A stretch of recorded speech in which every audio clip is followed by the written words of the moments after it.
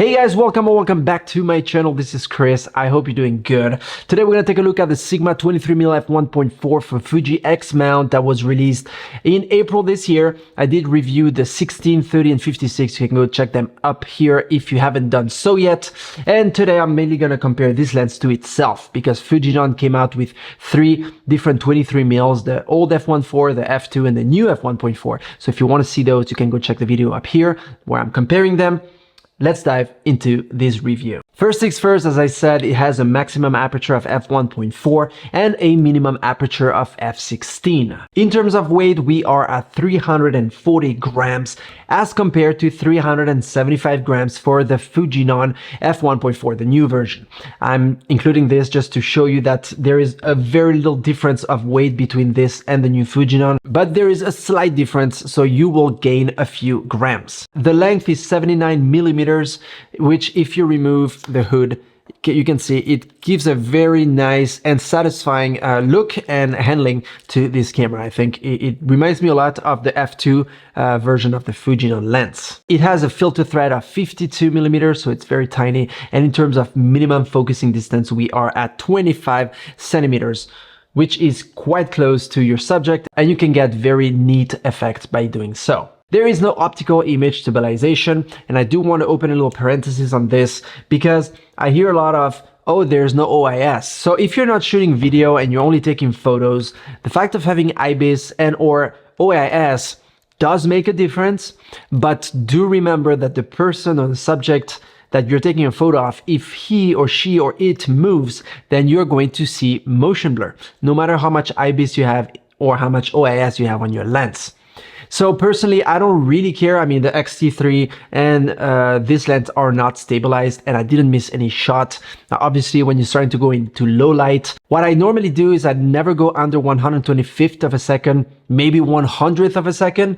And then I just open, the lens a little more to get a little more light. And if needed, I let the ISO go up because these cameras nowadays are really good in handling high ISOs. The chromatic aberration handling is pretty good. I would say 98% of the time I had good shots. I did notice here and there that there was a little bit of, green or bluish on the edge in the background, like where the area that was blurred out because I was wide open at f1.4. Any other aperture was totally fine. I'm obviously being very critical and I'm looking for it, but if you're not looking for the chromatic aberration or trying to find it, chances are you're not going to.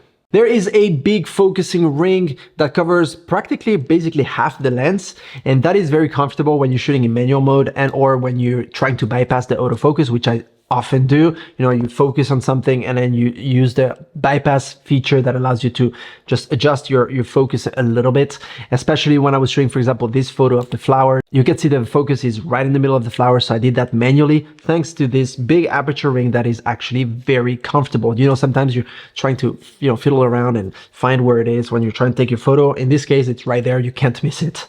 That brings me to the next point, which is the aperture ring lack off.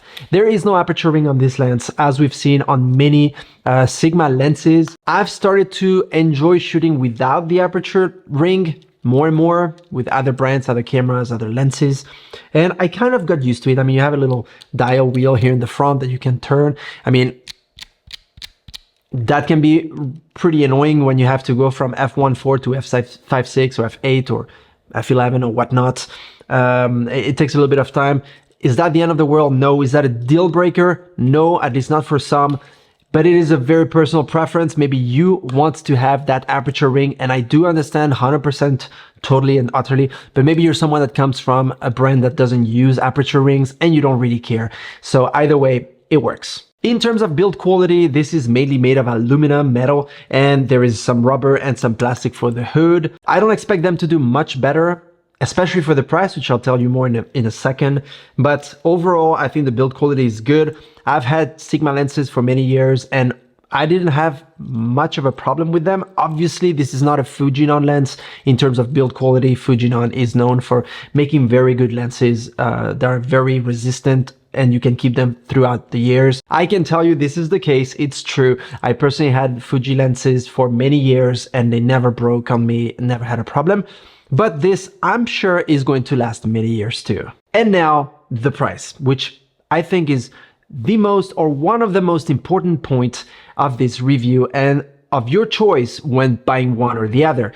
The other being the new Fujinon f1.4, which I'm going to bring to this review just for this specific point, because this Sigma 23mm f1.4 costs currently $520 to $550 roughly.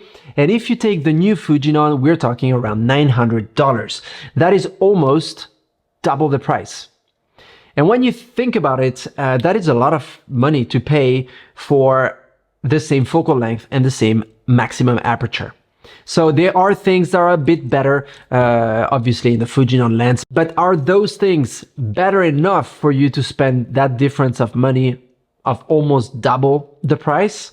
That is a question you need to ask yourself. But I think that Sigma gives us great alternatives if you don't have the budget right now, or if you don't want to spend that much money for a prime lens and you want to have something that gives you a great bokeh, sharpness, overall image quality, contrast. I think Sigma does a great job. In fact, the sharpness of this lens is one of the best that I've used for Fuji, third-party manufacturer. I think they do a good job.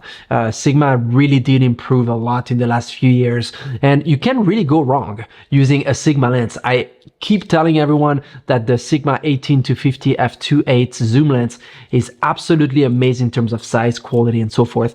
And this one really follows the footsteps of the previous lenses that they released recently. So I hope I answered all and every question you had. If you have any other question, obviously, and like always, write it in the comment section below. I'll answer it ASAP. And until then, keep taking great shots, and I see you very soon. Cheers.